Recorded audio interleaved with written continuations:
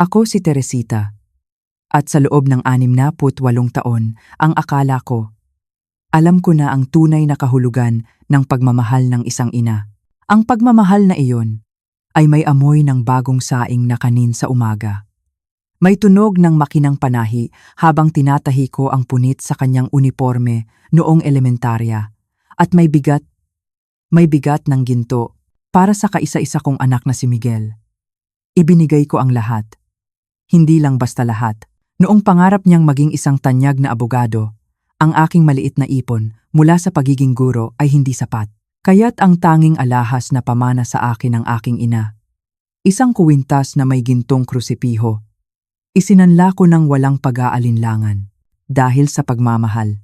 Ang sabi ko sa sarili ko, Teresita, ang alahas ay palamuti lang. Ang diploma ng anak mo, iyan ang tunay na yaman. Gabi-gabi, habang nag-aaral siya, gising ako. Nagtitimpla ng kape, naghahanda ng pagkain. Ang bawat libro niya ay binayaran ng aking mga puyat at panalangin. At nagbunga ang lahat. Naging abogado siya. Isang matagumpay na abogado.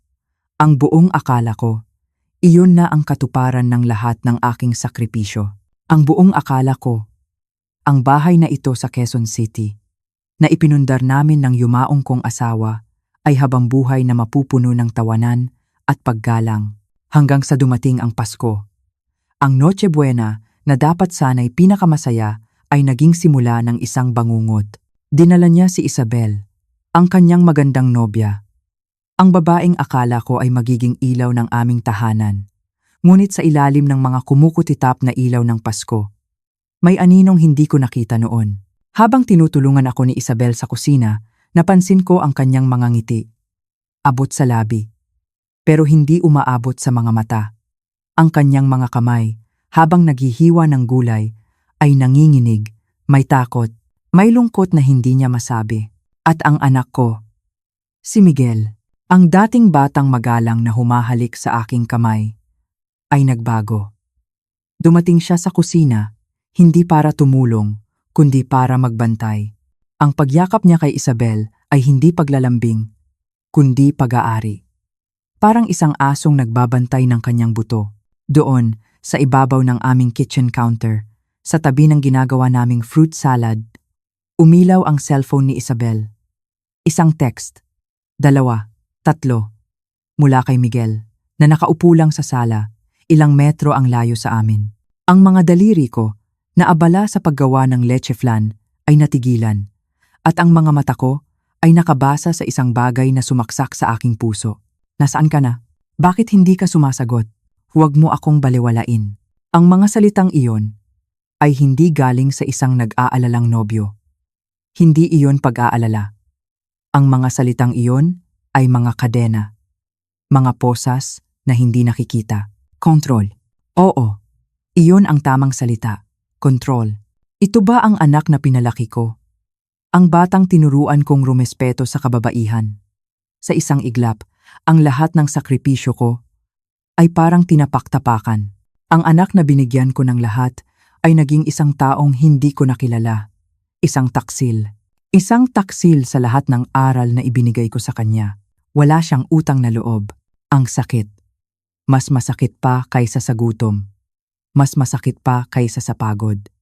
Ang makita mong ang sarili mong dugot laman ang siyang nagiging halimaw sa kwento. Gusto kong sumigaw. Gusto kong kumprontahin ang anak ko sa harap ng lahat. Pero hindi ako kumibo. Tahimik lang ako. Pinanood ko silang dalawa. Ang aking anak na nagpapanggap na perpektong Ginoo at ang babaeng dahan-dahang namamatay ang kaluluwa sa tabi niya. Pero hindi nila alam. Hindi alam ng anak ko na ang mga kilos niya, ang mga salita niya ay pamilyar sa akin. Hindi niya alam na ang takot sa mga mata ni Isabel ay minsan ko na ring nakita sa salamin. Matagal na panahon na ang nakalipas. May isang lihim sa aking nakaraan. Isang lihim na ibinaon ko na sa limot dahil sa sakit. Isang lihim tungkol sa aking unang asawa. Isang lihim na nagturo sa akin na kilalanin ang isang lobo kahit na ito'y nagpapanggap na tupa. At sa gabing iyon, habang ang lahat ay abala sa pagpapanggap at kasinungalingan, habang ang amoy ng hamon at keso de bola ay naghahalo sa hangin. Ang lihim na iyon ang naging aking alas. Ang aking sandata, hindi ako iiyak, hindi ako magmamakaawa. Dahil ang isang inang tulad ko ay hindi lang marunong magsakripisyo. Marunong din akong lumaban, lalo na kung ang kailangang iligtas ay isang inosenteng buhay mula sa sarili kong anak. Ang buong akala ni Miguel, siya ang may kontrol sa lahat. Ang buong akala niya, ang kanyang pera at posisyon bilang abogado ang magdidikta sa mundo. Pero sa gabing iyon ng Pasko, habang nakatingin ako sa kanya, alam ko sa sarili ko, oras na ng singilan. Hindi niya alam na ang bawat kilos niya ay nakasulat na sa aklat ng tadhana. Ang bawat patak ng luha ni Isabel ay babalik sa kanya. Hindi bilang tubig, kundi bilang apoy. Sa kwentong ito, mapapanood ninyo kung paano ginamit ng isang ina ang sakit ng kanyang nakaraan para baguhin ang hinaharap. Kung paano ang isang simpleng Noche Buena ay naging isang gabi ng paghuhukom. Darating ang araw na luluhod sila sa akin, hindi para humingi ng tawad kundi para magmakaawa. Pero baka sa oras na iyon, huli na ang lahat. Ako si Teresita, at ito ang aking kwento. Kwentuhan mo naman ako. Naranasan nyo na bang maramdaman na parang dayuhan kayo sa sarili nyong pamamahay? I-like at i-share ang video na ito kung naniniwala kayo sa karma. At huwag kalimutang mag-comment sa ibaba. Sabihin nyo sa akin, saan kayo nanonood? Gusto kong marinig ang inyong mga kwento. Ang tunog ng paghiwa ni Isabel sa mga gulay ay parang orasan, ritmiko, walang pagbabago, at malamig. Tadtad, tadtad, tadtad. Habang ako'y naghahalo ng harina para sa pie crust, hindi ko maalis ang aking mga mata sa kanya. Ang kanyang mga balikat ay nanatiling tuwid at matigas. Parang isang sundalong nagmamartsa. Ang kanyang ngiti, na ibinibigay niya sa tuwing titingin ako, ay parang isang maskarang isinusuot niya, isang maskarang gawa sa mamahaling porselana na anumang oras ay maaaring mabasag. Malapit na tayong matapos dito, sabi ko sa kanya. Sinusubukang basagin ang katahimikan na bumabalot sa aming dalawa. Ngumiti siya, ngunit muli, ang ngiting iyon ay hindi umabot sa kanyang mga mata. Opo, Tita Teresita, sagot niya, na agad kong itinuwid. Tawagin mo akong mama. Ilang buwan na lang, magiging pamilya na tayo. Nakita ko ang paglunok niya. Ang salitang, mama, parang isang mainit na uling na inilagay sa kanyang dila. Pilit, parang isinaulo mula sa isang script, parang hindi nanggagaling sa puso. Doon, sa sandaling iyon, mas lumakas ang kutob ko. Isang kutob na pamilyar sa isang inang nakakakilala sa bawat kislap at anino sa mga mata ng kanyang anak. Ngunit ngayon, ang kutob na ito ay para sa babaeng malapit ng maging anak ko rin. Pumasok si Miguel sa kusina, may daladalang bote ng San Miguel beer, at ang kanyang presensya ay agad na nagpabago sa hangin. Para siyang isang malakas na magnet, at si Isabel, parang isang piraso ng bakal na biglang napilitang tumuwid at humarap sa kanya. Kamusta na ang dalawang pinakamamahal kong babae? Tanong niya. At ang boses niyang iyon, na dati musika sa aking pandinig, ngayon ay parang may halong pamilyar na yabang. Ipinulupot niya ang kanyang braso sa baywang ni Isabel, at ang kanyang mga daliri ay bumaon sa malambot na tela ng sweater nito. Hindi iyon isang yakap ng paglalambing. Iyon ay isang pag-angkin. Isang pagpapakita ng pagmamay-ari. Nakita ko ang bahagyang panginginig ni Isabel. Isang panginginig na sinubukan niyang itago. Upang mailayo siya, gumawa ako ng dahilan. Anak, kailangan ng papa mo ng isa pang beer, sabi ko. Ang sagot niya ay isang sampal sa aking pag-asa. Bakit hindi na lang si Isabel ang kumuha? Tanong niya. Hindi inaalis ang kanyang kamay. Nanindig ang aking balahibo. Ang dating Miguel na magalang ay hindi kailanman sasagot ng ganoon. Kailangan ko siya dito para sa manok. Mariin kong sinabi. Tinitigan niya ako. Isang matagal na titig na parang sinusukat niya kung hanggang saan ang aking pasensya. Sa huli, bumigay siya. Hinalikan ang tuktok ng ulo ni Isabel at umalis. Sa pag-alis niya, parang isang lobong nawalan ng hangin si Isabel. Ang kanyang mga balikat ay bumagsak. Ang kanyang paghinga ay malalim at nanginginig. Bago pa ako makapagsalita, tumunog ang doorbell. Mula sa sala, sumigaw si Miguel. Ako na! At doon nangyari ang lahat. Ang cellphone ni Isabel na nakapatong sa tabi ng sangkalan ay biglang umilaw. Isang beses, 2 beses, 3 beses. Ang screen ay napuno ng mga preview ng mensahe at lahat ay may iisang pangalan. M. Ang puso ko'y nagsimulang kumabog ng mabilis. Ang aking mga kamay na may harina ay natigilan sa ibabaw ng mesa. Hindi ko sinasadya, ngunit hindi ko rin napigilan. Nabasa ko ang mga salita. Mga salitang kasing lamig ng yelo. Nasaan ka na? Hindi na kita makita sa kusina. Sagutin mo ako, Isabel. Huwag mo akong baliwalain. Nanlamig ang aking dugo. Para akong binuhusan ng isang baldeng nagyayelong tubig. Siya ay nasa sala. Kami ay nasa kusina. Ilang hakbang lang ang layo. Pero ang mga mensahe, parang galing sa isang bantay sa kulungan na naghahanap ng kanyang presong nakatakas. Agad na dumamba si Isabel para kunin ang cellphone, pero huli na ang lahat. Nakita ko na. Nakita ko ang katotohanan na pilit niyang itinatago sa likod ng kanyang mga pekeng ngiti. Namutla ang kanyang mukha, kasing puti ng harinang nasa aking kamay. Pupuntahan ko lang si Miguel, sabi niya. Ang boses ay nanginginig, habang mahigpit niyang hawak ang cellphone sa kanyang dibdib. Pero bago pa siya makalabas, nagsalita ako. Malakas. Malinaw. Teka, ang ate Lorna mo, parating na. Dala niya ang leche flan.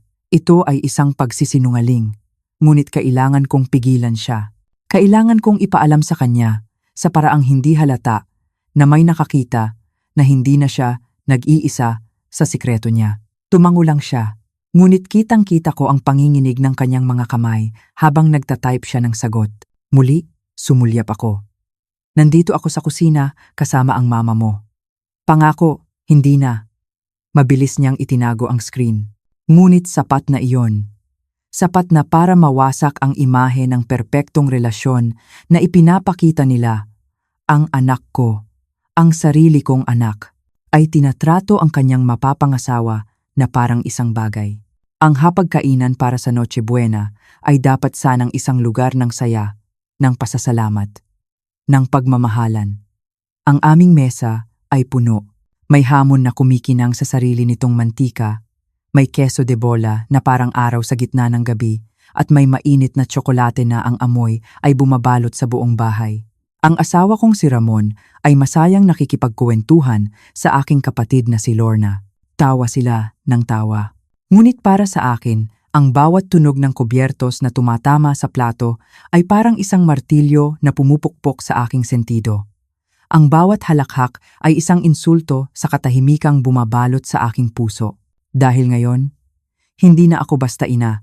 Ako ay isang bantay, isang tagamasid, at ang aking mga mata ay nakatuon sa 2 tao sa gitna ng lahat ng ito. Ang aking anak na si Miguel, at ang kanyang bihag, si Isabel. Si Miguel ay nasa dulo ng mesa, ang upuang para sa paterfamilias. Ginagampanan niya ang kanyang papel ng buong husay. Siya ang naghiwa ng hamon na may ngiti sa labi. Ipinapasa ang bawat piraso na parang isang haring namimigay ng biyaya. Nagbibitaw siya ng mga biro na nagpapatawa sa lahat. Pinupuri niya ang aking luto. Ang sarap talaga ng luto mo, ma. The best ka talaga. Ang lahat ay pumapalakpak sa kanyang pagiging perpektong anak at nobyo. Ang buong akala nila ay pinapanood nila ang isang masayang pamilya. Ngunit ako, ang nakikita ko ay isang teatro. Isang entablado ng kasinungalingan. Hindi ko na tinitingnan si Miguel. Ang tinitingnan ko ay si Isabel. Bawat kilos niya ay aking pinag-aaralan. Nang maubos ang laman ng kanyang baso, akmang aabutin na niya ang bote ng alak sa gitna ng mesa. Ngunit bago pa dumapo ang kanyang mga daliri dito, tumigil siya. Lumingon siya kay Miguel, at sa isang boses na halos pabulong, nagtanong siya, "Pwede ba?" Isang simpleng tanong. Pwede ba? Isang tanong na hindi mo inaasahan mula sa isang 30 anyos na babae na malapit ng ikasal. Isang tanong na parang galing sa isang batang humihingi ng permiso sa kanyang magulang. Umikot ang aking sikmura. Ang aking asawa at kapatid, abala sa kanilang kuwentuhan, ay hindi ito napansin. Ngunit ako, narinig ko ito. Malinaw na malinaw. Ngumiti si Miguel. Isang ngiting mapagbigay, ngunit ang mga mata ay nanatiling malamig. Siyempre naman, mahal. Pero isang baso na lang ha? Sabi mo gusto mong magbawas ng timbang bago ang kasal. Ang mga salitang iyon ay parang isang malakas na sampal na ibinigay ng nakangiti. Nakita ko ang pamumula ng mukha ni Isabel. Isang pamumulang hindi dahil sa alak, kundi dahil sa kahihiyan. Bumalik ang kanyang kamay sa kanyang kandungan, walang laman. Payat na si Isabel. Sa katunayan, mula noong huli kaming nagkita, mas lalo pa siyang pumayat. Ang kanyang mga buto sa balikat ay malinaw na bakat sa ilalim ng kanyang damit. Pero sa harap ng lahat, pinarating ng anak ko na siya ay mataba, na kailangan niyang magkontrol. Upang ibahin ang usapan, masayang nagtanong ang kapatid kong si Lorna. "Oh, kumusta na pala ang paghahanap niyo ng venue para sa kasal?" Bago pa makasagot si Isabel, si Miguel na ang sumalo. "Nakakita na kami, tita. Isang napakagandang resort sa Tagaytay. Eleganteng-elegante. Gusto sana ni Isabel ng mas maliit. Isang simpleng garden wedding lang. Pero kinumbinsi ko siya. Kailangan nating gumawa ng statement. Darating ang mga partners mula sa law firm, kaya kailangan bongga." Muli, siya ang nagdesisyon. Siya ang boses. Si Isabel ay isang palamuti lamang sa kanyang tabi. Hindi ko na napigilan ang sarili ko. Tumingin ako ng diretso kay Isabel. "Ano ba talaga ang gusto mo, Isabel?" Mahinahon kong tanong. Ang buong mesa ay sandaling tumahimik. Lahat ng mata ay napunta sa kanya. Nakita ko ang gulat sa kanyang mukha. Tumingin siya kay Miguel na parang humihingi ng permiso kung ano ang dapat isagot. Pagkatapos ay tumingin siya sa kanyang plato. "Tama po si Miguel, tita. Maganda po ang sa Tagaytay. Pero hindi iyon ang tanong ko." Giit ko. "Ang tanong ko ay, ano ang orihinal mong gusto?" "Ma," sabi ni Miguel, tumatawa. Ngunit ang kanyang mga mata ay matalim na nakatitig sa akin. Isang babala. "Huwag mo namang i-grill si Isabel. Nagkakasundo kami sa aming mga desisyon. Ganyan ang kasal, di ba? Partnership, partnership." Isang salita na nawalan ng kahulugan dahil sa kanyang mga kilos. Paanong naging partnership kung iisa lang ang nagsasalita? Paanong naging partnership kung ang isa ay kailangang humingi ng permiso para lang uminom? Iniba na ng asawa kong si Ramon ang usapan. Bumalik sila sa basketball. Bumalik ang tawanan. Ngunit ako, nanatili sa aking kinauupuan. Ang pagkain sa aking plato ay hindi na magalaw. Sa ilalim ng mesa, ang aking mga kamay ay magkuyom. Ang aking mga kuko ay bumaon sa aking palad. Ang hapunan ng Noche Buena ay naging isang hapunan ng pagkontrol at pagpapanggap. At sa gabing iyon, habang ang aking pamilya ay nagdiriwang, ako naman ay nagluluksa. Nagluluksa ako para sa babaeng unti-unting nawawala sa tabi ng aking anak, at nagluluksa ako para sa anak kong unti-unti kong hindi na nakikilala. Pagkatapos ng hapunan, habang ang mga lalaki at ang kapatid ko ay nasa sala, nagkakape at nagtatawanan, nagsimula na akong magligpit ng mga plato. Ito ang pagkakataon ko. "Isabel, anak, tulungan mo naman ako dito sa kusina," sabi ko, sa isang boses na malumanay ngunit may diin. Agad na tumayo si Miguel. "Ako na lang, ma. Magpahinga ka na diyan, Isabel." Ngunit pinigilan ko siya. "Hindi, anak. Usapang babae lang ito. Kaming dalawa na lang. Samahan mo muna ang papa mo doon." May pag-aalinlangan sa kanyang mukha, ngunit sa huli, sumunod din siya. Sa kusina, ang tanging maririnig ay ang agos ng tubig mula sa gripo at ang kalansing ng mga plato. Kumuha si Isabel ng basahan at nagsimulang magpunas ng mga baso. Tahimik siya, masyadong tahimik. Ang katahimikan niya ay mas maingay pa kaysa sa anumang sigaw. Pinatay ko ang gripo. Humarap ako sa kanya. Ang kanyang likod ay nakaharap sa akin. Ang kanyang mga balikat ay muling nanigas. "Isabel, sinimulan ko." Gaano na katagal kanyang tinetext ng ganoon? Natigilan siya. Ang kanyang kamay na may hawak na baso ay nanigas sa ere. Dahan-dahan siyang lumingon. Ang kanyang mukha ay isang blankong papel. "Ano po ang ibig niyong sabihin, tita?" "Mama, nakita ko ang mga mensahe sa cellphone mo kanina," direkta kong sinabi. Nasaan ka? Sagutin mo ako. Nasa sala lang siya, Isabel. Ilang metro lang ang layo natin sa kanya. Nakita ko ang pagtatangka niyang ngumiti. Isang pilit na pagtatangka na ipagtanggol ang hindi maipagtatanggol. Nag-aalala lang po siya, Mama. Ganoon lang po talaga siya. Sweet, kasi nag-aalala siya. Sweet.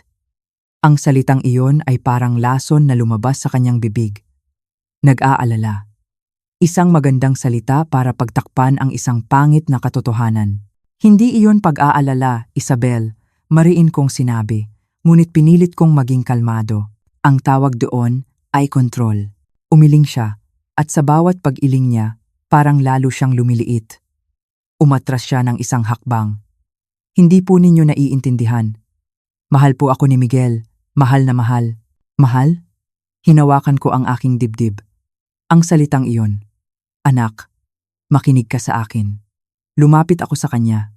Dahan-dahan, na parang lumalapit sa isang sugatang ibon.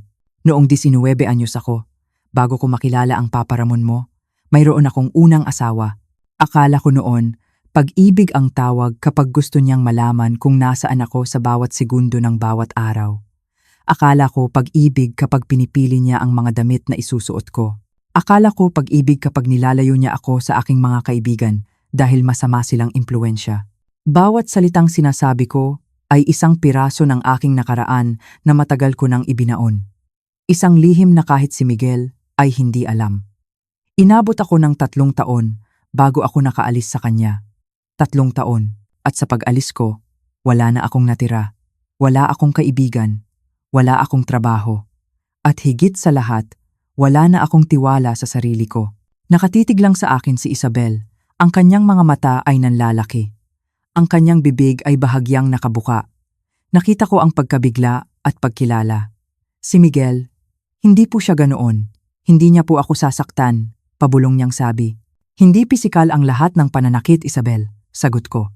Nasaan na ang mga kaibigan mo? Yung mga lagi mong kasama sa mga litrato sa Facebook noon? Hindi siya nakasagot. Kailan mo sila huling nakita? Sila po yung masamang impluensya. Tinulungan po ako ni Miguel na makita iyon. Ang mga salitang iyon, parang isang punyal na bumaon sa aking puso. Dahil ang mga salitang iyon ay eksaktong mga salita na minsan ko na ring sinabi sa aking sarili 30 taon na ang nakalipas. Ito ang mga kasinungalingan na pinaniwalaan ko para lang mabuhay. Ang trabaho mo, pagpapatuloy ko. Noong nakaraang Pasko, sabi mo malapit ka nang ma-promote, marketing director. Isang malaking bagay iyon. Anong nangyari? Yumuko siya. Tinanggihan ko po. Masyadong demanding ang oras. Gusto na po kasi namin ni Miguel na magkapamilya. At gusto mo ba talagang tanggihan iyon? Katahimikan. Isang katahimikang nagsasabi ng lahat. Isabel, tumingin ka sa akin. Hinawakan ko ang kanyang braso. Marahan ngunit may diin. Kapag iniisip mo ang kasal, kapag iniisip mong pakasalan ang anak ko, ano ang nararamdaman mo? Masaya ka ba? O nakakaramdam ka ng ginhawa dahil hindi mo siya bibiguin? At doon na bumagsak ang lahat ng pader na kanyang itinayo. Isang butil ng luha ang pumatak sa kanyang pisngi. Sinundan pa ng isa, at isa pa, hanggang sa ang tahimik na pag-iyak ay naging isang hagulgol na puno ng sakit. Mahal ko po siya, sabi niya sa gitna ng kanyang mga hikbi. Mahal ko po talaga siya, niyakap ko siya. Niyakap ko ang babaeng dapat sana'y magiging manugang ko. Niyakap ko siya hindi bilang ina ni Miguel, kundi bilang isang babaeng nakakaunawa. Isang babaeng minsan na ring nalagay sa kanyang kalagayan. At habang yakap ko siya, ang lahat ng lihim ng nakaraan ay hindi na naging isang bigat sa aking dibdib. Ito ay naging isang susi. Isang susi para buksan ang kulungan ni Isabel. Sa loob ng aking mga bisig, si Isabel ay parang isang batang nawawala. Ang kanyang mga hagulgol ay naglalaman ng lahat ng sakit, takot at kalituhang matagal na niyang kinikimkim. Ang kanyang katawan ay nanginginig. At sa bawat hikbi niya, parang may isang piraso ng pader na gumuguho, inilalabas ang lahat ng katotohanang matagal na niyang itinatago maging sa kanyang sarili. Ang kusina namin, na kanina lang ay puno ng amoy ng pagkain at pagdiriwang, ay naging isang silid ng kumpisalan. Mahal ko po siya, ulit niya. na parang sinusubukan niyang kumbinsihin hindi lang ako, kundi pati na rin ang kanyang sarili. Matagumpay siya, matalino. Sabi ng lahat, perpekto kami para sa isa't isa. Gustong-gusto siya ng mga magulang ko. Sabi nila, napakasuwerte ko raw. Malapit na siyang maging partner sa law firm. Magkakaroon kami ng magandang buhay. Bawat salita ay isang pagtatanggol, isang pagpapaliwanag. Pero wala sa mga iyon ang tungkol sa kanya. Lahat ay tungkol kay Miguel, sa tingin ng ibang tao, sa hinaharap na nakaplano na para sa kanila. At ikaw? Mahinahon kong tanong, habang hinahaplos ang kanyang likod. Sa lahat ng iyan, ano ang para sa iyo? Ano ang magkakaroon ka? Ang tanong na iyon ang tuluyang nagpabagsak sa kanya. Napaupo siya sa sahig.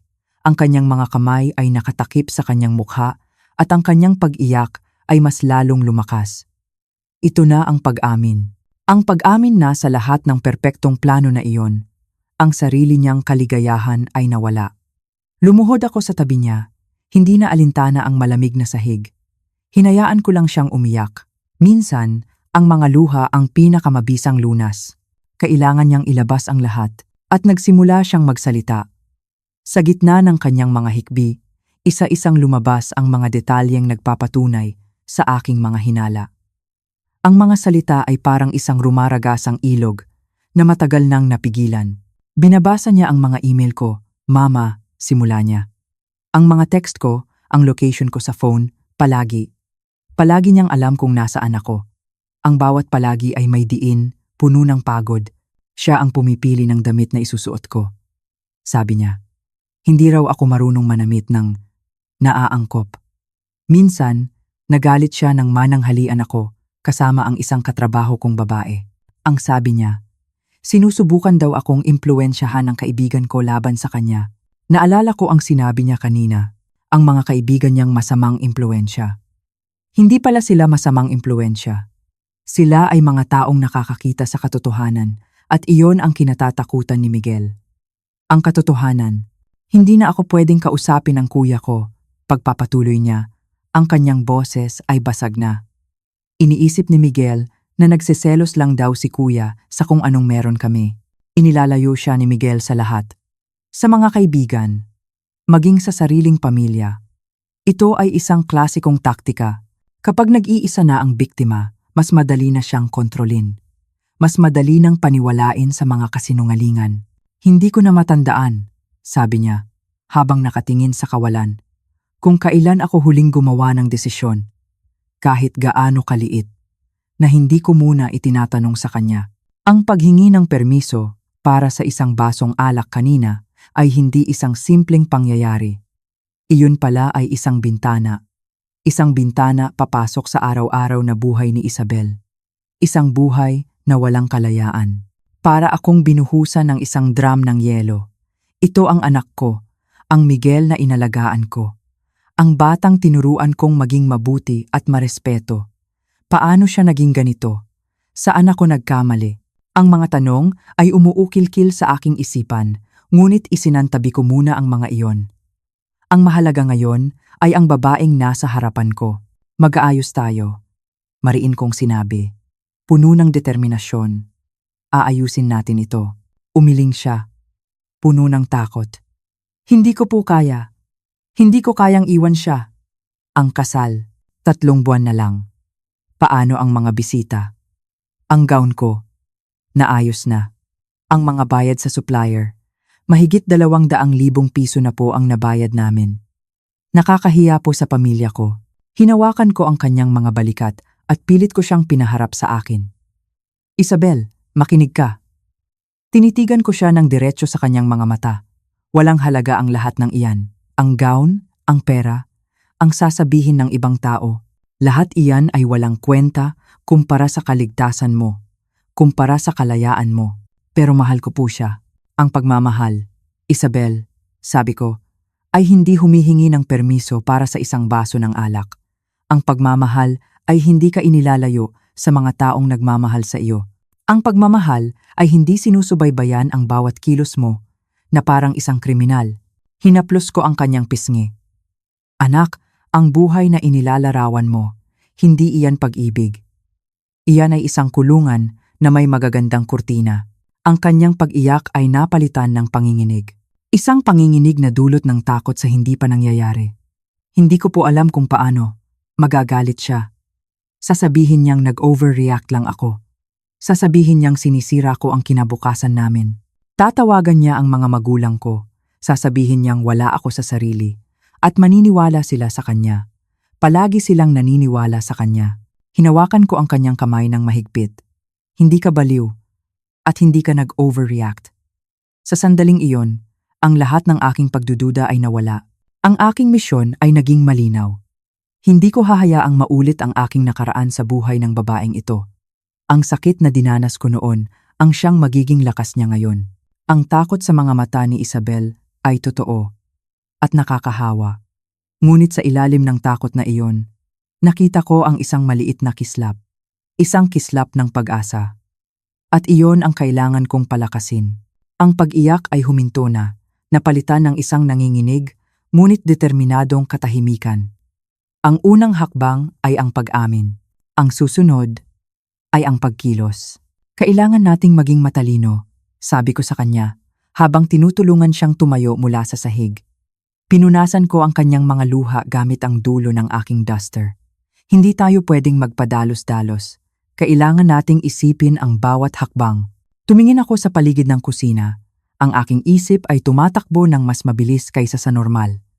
Ang bawat bagay ay biglang naging parte ng isang malaking puzzle. Ang pinto sa likod, ang telepono sa dingding, ang susi ng kotse ko sa may lalagyan. Kailangan namin ng isang plano. Mayroon ka bang lugar na pwedeng puntahan? Tanong ko. Isang lugar na ligtas at hindi alam ni Miguel? Nag-isip siya ng malalim. Ang kaibigan ko po, si Angela. Ang pangalan ay binigkas niya na parang isang panalangin. Matagal na po kaming hindi nag-uusap, pero dati, kami po ang pinakamatalik na magkaibigan. Sinabi po ni Miguel na masama siyang impluwensya, na nagseselos lang daw siya sa amin. Naniniwala ka ba doon? Direkta kong tanong. Sa unang pagkakataon mula nang magsimula ang gabing iyon, nakita ko ang pag-aalinlangan sa kanyang mukha. Tila ngayon lang niya talaga pinag-isipan ang tanong na iyon. Umiling siya. Dahan-dahan. Hindi po. Si Angela, binalaan niya po ako. Noong nakaraang summer, sinabi niya na parang masyado raw controlling si Miguel. Nagalit po ako sa kanya. Sinabi kong hindi niya naiintindihan ang relasyon namin. Pero tama po pala siya. Tama siya sa lahat. May pag-asa. Maaasahan mo ba siya? Makukontak mo ba siya ngayon? Ang takot ay bumalik sa kanyang mukha. Paano po? Gabi-gabi, bago kami matulog, chinecheck ni Miguel ang cellphone ko. Alam niya po lahat ng password ko. Siyempre, bahagi ito ng kontrol. Huwag mong gamitin ang cellphone mo, sabi ko. Kinuha ko ang sarili kong luma at dekipad na Nokia mula sa aking bulsa. Ito, gamitin mo ito. Walang password iyan. Pumunta ka sa banyo. Ilock mo ang pinto. Tawagan mo siya. Huwag kang magpaliwanag ng marami. Sabihin mo lang na kailangan mo ng tulong, na kailangan mo ng lugar na matutuluyan sa loob ng ilang araw. Sabihin mong ipapaliwanag mo ang lahat kapag nagkita na kayo. Tinitigan niya ang cellphone na parang isang dayuhang bagay. Nanginginig ang kanyang kamay nang abutin niya ito. Paano po si Miguel? Paano kung hanapin niya ako? Ako ang bahala kay Miguel, tiniyak ko sa kanya. Basta't gawin mo ang kailangan mong gawin. Kumilos ka na. Tumango siya, isang mabilis at nanginginig na tango, at nagmamadaling pumasok sa banyo. Narinig ko ang pag-click ng lock. Ako naman ay naiwan sa labas, nagbabantay. Bawat segundo ay parang isang oras. Ang mga tawanan, mula sa sala, ay parang nanggagaling sa ibang mundo. Dito sa hallway, sa labas ng pinto ng banyo, ang hangin ay mabigat. Dito nagaganap ang tunay na laban. Dinikit ko ang aking tainga sa pinto. Narinig ko ang kanyang boses, pabulong at nanginginig sa simula. Angela? Si Isabel to. Alam kong matagal na akong hindi tumatawag. At sorry. Sorry talaga. Kailangan ko ng tulong. Pwede ba? Pwede ba akong makituloy sa'yo? Kahit ilang araw lang? Please. Ang puso ko ay kumakabog sa aking dibdib. Pumayag ka sana, Angela. Sana may natitira pa siyang kaibigan. Pagkalipas ng 5 minuto, na parang 5 taon, bumukas ang pinto, lumabas si Isabel. Ang kanyang mga mata ay mapula at namamaga pa rin, ngunit mayroon ng liwanag sa mga ito. Isang liwanag ng determinasyon. Pumayag po siya, sabi niya. Ang boses ay matatag na ngayon, papunta na raw po siya. Sinabi niya na magpunta ako sa isang pampublikong lugar at maghintay. Darating daw siya sa loob ng 1 oras. Ang ginhawa na naramdaman ko ay napakalaki. Mabuti. Ngayon, ang pangalawang bahagi ng plano. Ito ang gagawin natin. Babalik tayo sa sala. Sasabihin ko na nakalimutan kong bumili ng whipped cream para sa dessert. Sasabihin kong sasamahan mo ako sa supermarket. Gagamitin natin ang kotse ko. Makikipagkita si Angela sa parking lot ng SM. Pagdating doon, lilipat ka sa kotse niya. At ako, babalik ako dito mag-isa. Pero ano pong sasabihin ninyo kay Miguel pagbalik ninyo? Sasabihin kong sumama ang pakiramdam mo na sinundo ka na ni Angela para ihatid sa apartment mo. Natatawagan mo na lang siya bukas. Pupunta po siya sa apartment ko. May susi po siya. Hindi ka uuwi sa apartment mo, mariin kong sinabi. Kay Angela ka mananatili. Kapag handa ka na, babalikan natin ang mga gamit mo. Pero hindi ngayong gabi. Ang mahalaga, ngayong gabi, makaalis ka. Magagalit po siya. Tatawagan niya ako. Pupunta siya dito. Hayaan mo siyang magalit, sabi ko. At naramdaman ko ang pagtigas ng aking gulugod. Ang alaala ng sarili kong takot 30 taon na, ang nakalipas ay nagbigay sa akin ng lakas. Nakaharap na ako ng mga galit na lalaki dati. Nalagpasan ko ang una kong asawa at malalagpasan ko rin ang init ng ulo ng anak ko. Ang sarili mo lang ang isipin mo. Hinawakan niya ang aking kamay. Bakit po ninyo ito ginagawa? Hindi niyo pa po ako kaano-ano. Tinitigan ko siya. Dahil isa kang babae na karapat-dapat sa mas mabuti kaysa sa ibinibigay ng anak ko. At dahil kung hindi kita tutulungan ngayon, habang buhay kong dadalhin ang konsensya na hinayaan kitang pumasok sa parehong impyerno na halos hindi ko natakasan. Pinisil ko ang kanyang kamay. Ngayon, ayusin mo ang itsura mo. Magpupunta tayo sa grocery. Ang pagbabalik ko sa bahay mula sa supermarket ay isa sa pinakamahabang biyahe sa aking buhay. Ang dala kong isang supot ng grocery na may lamang whipped cream ay parang napakabigat. Ang bawat metro na tinatakbo ng kotse palayo sa parking lot kung saan ko iniwan si Isabel ay parang isang hakbang palapit sa isang digmaan. Ang aking mga kamay ay nanginginig sa manibela. Naghahanda ako para sa galit ng aking sariling anak. Pagbukas ko ng pinto, nandoon na siya. Naghihintay. Nakatayo sa gitna ng sala na parang isang tigre na nag-aabang sa kanyang biktima. Ang kanyang mga mata ay agad na naghanap sa likuran ko. Nasaan si Isabel? Tanong niya. Ang boses ay mababa at puno ng pagbabanta. Humugot ako ng isang malalim na hininga. Sumama ang pakiramdam niya habang nasa tindahan tayo. Parang nasira yata ang tiyan. Pagsisinungaling ko. Inayos ko ang aking mukha upang magmukhang kalmado. Sakto namang malapit lang doon ang kaibigan niyang si Angela. Nag-alok si Angela na ihatid na lang siya pauwi sa apartment niya para makapagpahinga. Ang kanyang mga panga ay tumigas. Bakit hindi siya tumawag sa akin? Ayaw niyang sirain ang Pasko mo. Alam mo naman iyon. Palaging iniisip ang iba. Isang perpektong dahilan dahil iyon ang imaheng binuo niya para kay Isabel. Ang babaeng walang sariling pangangailangan. Agad niyang kinuha ang kanyang cellphone. Nagdial. Nakita ko ang pagkunot ng kanyang noo. Hindi siya sumasagot. Voicemail. Sinubukan niya ulit. Voicemail pa rin. Hindi niya sinasagot. Anak, malamang nasa banyo siya. Hayaan mo muna siyang magpahinga. Bigyan mo siya ng espasyo. Pupuntahan ko siya doon. Kinuha niya ang kanyang susi ng kotse. Ngunit bago pa siya makahakbang, lumabas ang asawa kong si Ramon mula sa kusina. Miguel, hayaan mo munang makabawi ang nobya mo. Pwede mo naman siyang dalawin bukas ng umaga. Ang boses ni Ramon ay kalmado ngunit may bigat. Bihira siyang gumamit ng ganoong tono, ngunit kapag ginamit niya ito, may awtoridad. Napahinto si Miguel, hindi dahil sa pagsunod, kundi dahil sa pagkabigla. Sa loob ng sumunod na oras, si Miguel ay parang isang hayop na nakakulong sa hawla. Pabalik-balik siya sa aming sala. Bawat 10 minuto ay sinusubukang tawagan si Isabel. At bawat hindi nasasagot na tawag ay nagdaragdag sa apoy ng kanyang galit. Pinanood ko siya. Pinanood ko ang aking anak. At sa unang pagkakataon, nakita ko siya ng buo. Hindi bilang ang batang pinrotektahan ko, kundi bilang ang lalaking kinatatakutan ni Isabel, isang estranghero. 9:00 ng gabi, hindi na siya nakatiis. Umalis siya, sinabing pupuntahan niya ang apartment ni Isabel. Hindi ko siya pinigilan. Alam kong wala si Isabel doon. Bumalik siya hating gabi na. Galit na galit. Ang kanyang mukha ay pulang-pula. Wala siya sa bahay. Nandoon ang kotse niya, pero hindi niya binubuksan ang pinto. "Nasaan siya, ma?" Sigaw niya sa akin. Hindi ko alam, anak. Baka kay Angela na siya natulog ngayong gabi. Ibigay mo sa akin ang numero ni Angela. Wala ako ng numero niya. Meron. Nakita kitang kausap mo siya. Ang kanyang mga mata ay nanlilisik. Ano ang sinabi mo kay Isabel? Ang mga salita ay lumabas sa aking bibig, kalmado ngunit matatag. Sinabi ko sa kanya ang totoo.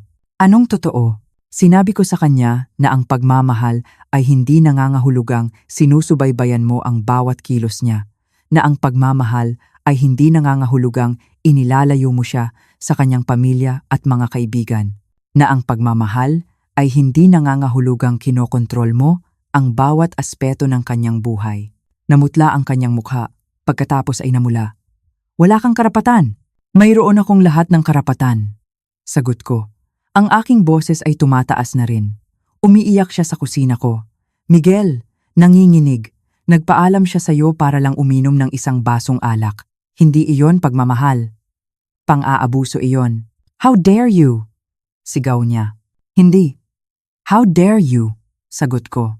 Pinalaki kita ng mas maayos kaysa dito. Tinuruan ka namin ng papa mo na rumespeto, na maging mabuti. Saan kami nagkamali? Masyadong sensitibo si Isabel. Kailangan niya ng gabay. Tinutulungan ko lang siyang maging pinakamahusay na bersyon ng sarili niya. Sa pamamagitan ng pagputol sa lahat ng koneksyon niya sa mundo? Sa pamamagitan ng pagtrato sa kanya na parang pag-aari mo? Hindi iyan tulong, Miguel. Kontrol iyan.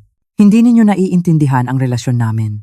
Naiintindihan ko ito ng perpekto, sabi ko, at ang lihim na matagal kong itinago ay biglang bumulwak dahil naranasan ko na iyan. Bago ko pakasalan ang papa mo, naranasan ko ang ginagawa mo ngayon. Sinubaybayan niya ako, inilayo sa lahat, pinaniwalang hindi ako mabubuhay nang wala siya. 3 taon.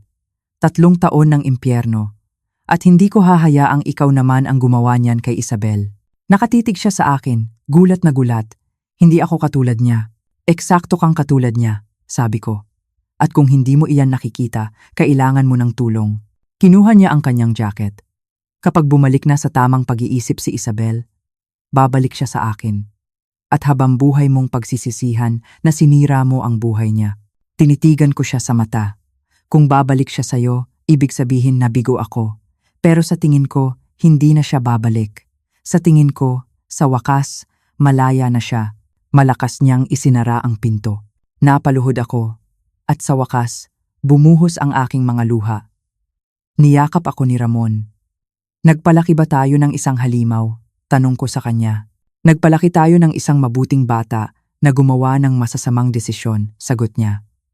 Tama ang ginawa mo, Teresita. Tama ang ginawa mo. Kinabukasan, ang araw ay sumikat na parang walang nangyaring digmaan sa aming tahanan. Ngunit ang bigat sa aking dibdib ay nanatili. Ang katahimikan sa bahay ay nakakabingi. Bandang 9:00 ng umaga, tumunog ang aking cellphone. Isang hindi pamilyar na numero. Si Isabel, tumatawag mula sa cellphone ni Angela. Ang kanyang boses sa kabilang linya ay puno ng pagod at takot.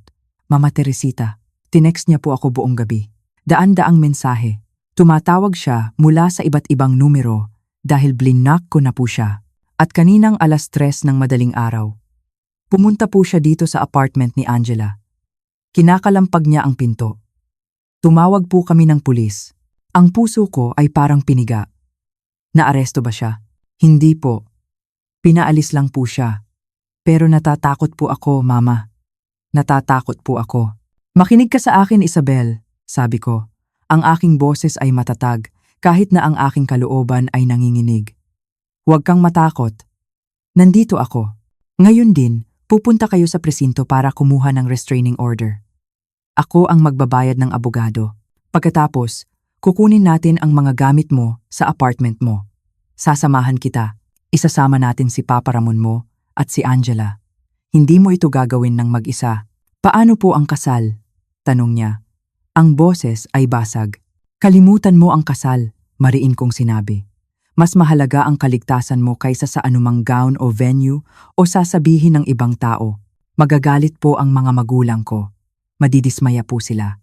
Kung magagalit sila, nagagalit sila sa maling tao. Ikaw ang biktima dito, Isabel. Si Miguel ang dapat mahiya, hindi ikaw. Ang sumunod na 2 linggo ay isang malaking pagsubok. Tinulungan ko si Isabel sa bawat hakbang. Humanap kami ng isang mahusay na abogada. Sinamahan namin siya sa korte. Nakita ko ang takot sa kanyang mga mata nang muli niyang makita si Miguel, ngunit hindi siya umatras. Sa huli, naaprubahan ang restraining order. Ang pagkuha ng kanyang mga gamit ay isa ring emosyonal na paglalakbay. 4 kami. Ako, si Ramon, si Angela, at si Isabel.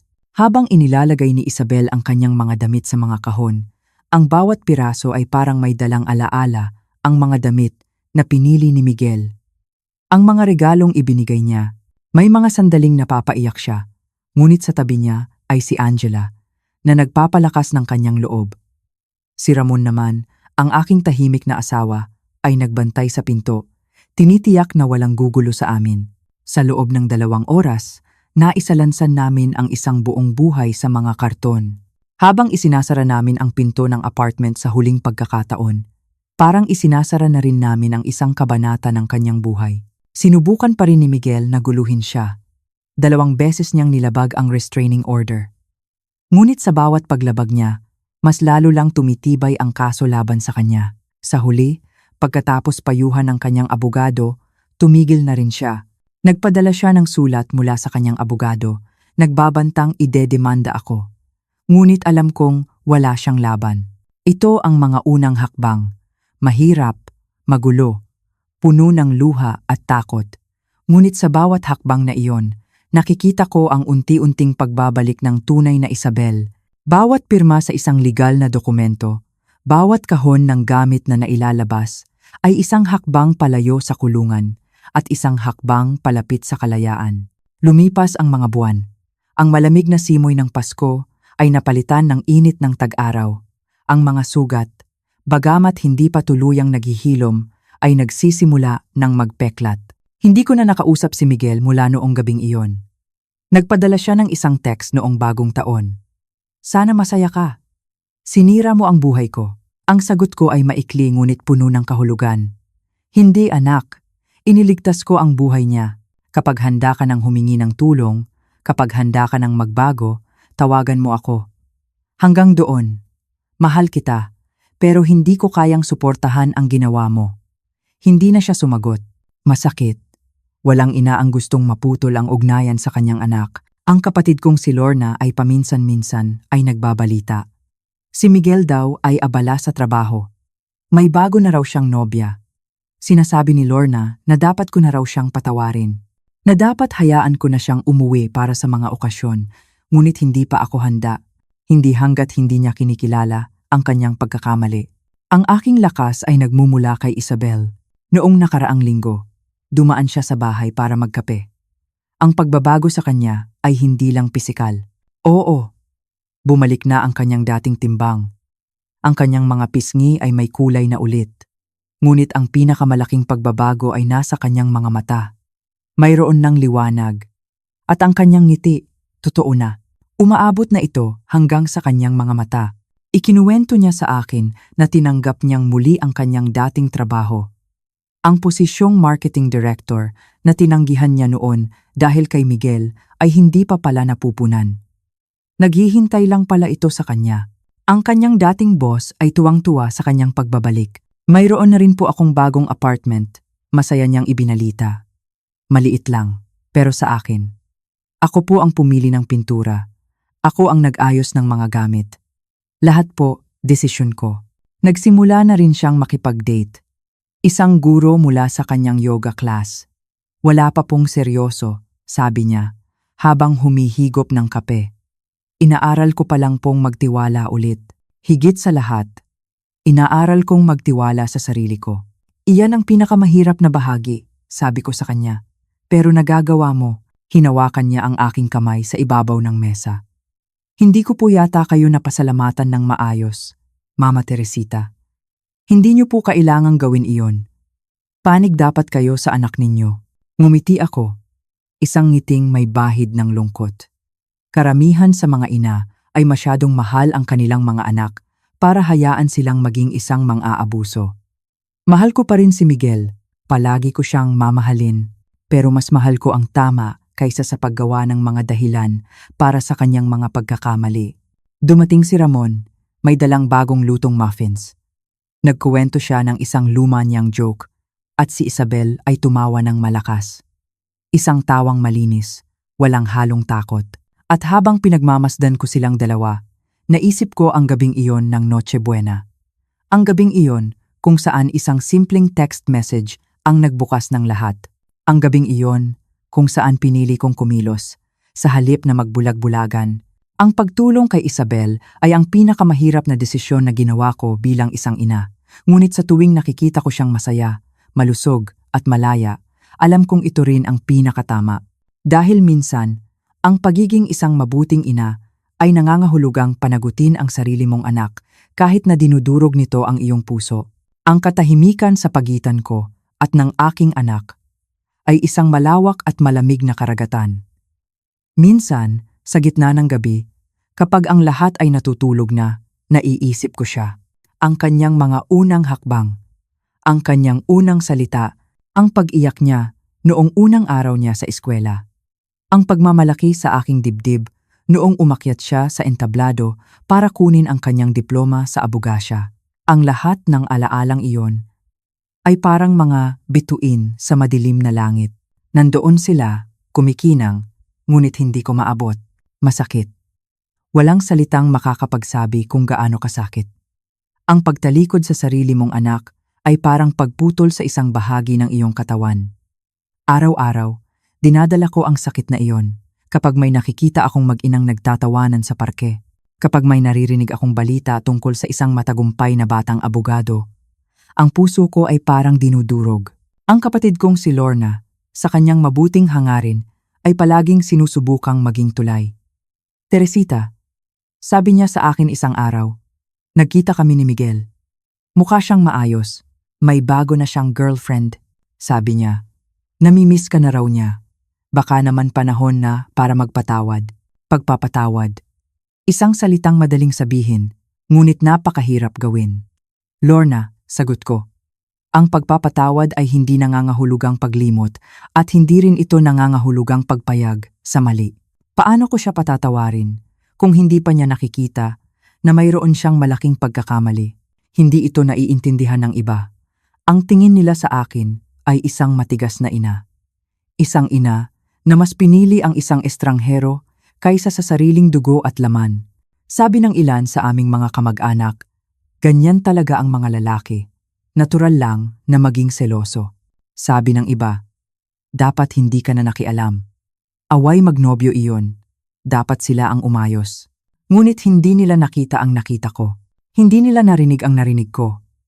Hindi nila naramdaman ang takot sa nanginginig na katawan ni Isabel. At sa tuwing nagdududa ako, sa tuwing tinatanong ko ang aking sarili kung tama ba ang aking ginawa, ang mukha ni Isabel ang nagiging sagot ko. Ang Isabel ngayon ay ibang-iba na sa babaeng nakilala ko noong Pasko. Ang kanyang pagtawa ay malakas at walang alinlangan. Ang kanyang mga hakbang ay may tiwala, ang kanyang mga mata ay puno ng mga plano para sa hinaharap. Hindi na siya humihingi ng permiso. Siya na ang gumagawa ng sarili niyang desisyon. Ang pagtulong sa kanya na makalaya ay hindi lang pagligtas sa kanya mula kay Miguel. Ito ay pagligtas sa kanya mula sa isang buhay na alam ko. Isang buhay sa loob ng isang magandang hawla. Isang buhay kung saan ang bawat araw ay isang paglalakad sa mga itlog, palaging natatakot na makabasag ng isa. Natutunan ko ang aral na ito sa masakit na paraan, 30 taon na ang nakalipas. Iniwan ko ang aking unang asawa nang walang dala kundi ang mga damit sa aking katawan at ang sugat sa aking puso. Inabot ako ng maraming taon para buuin muli ang aking sarili. Maraming taon para matutong magtiwala ulit.